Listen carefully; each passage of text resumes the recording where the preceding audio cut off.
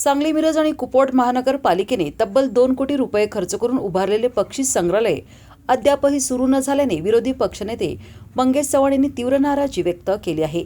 येत्या 15 दिवसात पक्षी संग्रहालय सुरू करून त्यामध्ये पक्षी आणले नाहीत तर शहरातील भटकी कुत्री, गाढवे आणि इतर जनावरे त्या पिंजऱ्यात आणून सोडू असा इशारा त्यांनी महापालिका प्रशासनाला दिला।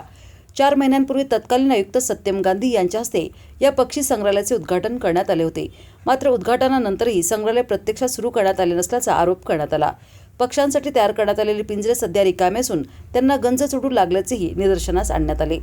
यावेळी मंगेश चव्हाण यांनी पक्षी संग्रहालय परिसराला भेट देत महापालिका प्रशासन आणि सत्ताधाऱ्यांवर टीका केली। सत्ताधारी केवळ खोटी आश्वासने देत आहेत। कोट्यवधी रुपये खर्च करून प्रकल्प उभारला, मात्र तो नागरिकांसाठी सुरूच करण्यात आलेला नाही असा आरोप त्यांनी केला। महापालिका प्रशासनाने तातडीने कारवाई करून पक्षी संग्रहालय सुरू करावे, अन्यथा शहरातील भटकी कुत्री, गाढवे आणि इतर जनावरे त्या पिंजऱ्यात आणून सोडू असा इशारा त्यांनी महापालिका प्रशासनाला दिला आहे। गेली 2-2.5 वर्ष झालं पक्षी संग्रहालयाचं काम चालू आहे।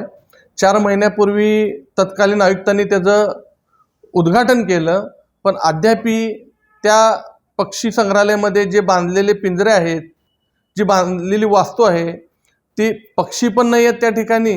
कोणत्या प्रकारचं नियोजनसुद्धा नसल्यामुळं त्या ठिकाणी बांधलेले पिंजरे पूर्ण गंजून जात आहेत। तर हे खोटे आश्वासनं जे भाजपनं दिलेत ते दाखवण्याचा प्रयत्न आज सकाळी आम्ही त्या पक्षी संग्रहालयात जाऊन केला आहे आणि त्यांना सूचना दिली आहे। प्रशासनाला पण सांगितलं आहे, सत्ताधाऱ्यांना सांगितलं आहे, येणाऱ्या काळामध्ये जर का ह्या पक्षी संग्रहालयामध्ये पक्षी नाही सोडले तर सांगली शहरातील भटकी कुत्रे असतील, भटकी जनावर असतील, गाढव असतील, यांना एकत्र करून त्या पक्षी संग्रहालयात सोडण्याचं काम आम्ही एक विरोधक म्हणून करणार आहे। आम्ही त्यांना एक 8-15 दिवसाची मुदत देत आहे। हे 8-15 दिवसामध्ये जर का त्यावर काम झालं नाही, कारण 2 कोटीचा निधी त्यावर खर्च करण्यात आला आहे, हे सत्ताधारी जबाबदार आहेत। सत्ताधाऱ्यांचे त्यावर कुठल्याही प्रकारचं काम नाही आहे, कोणत्याही प्रकारचं लक्ष नाही आहे।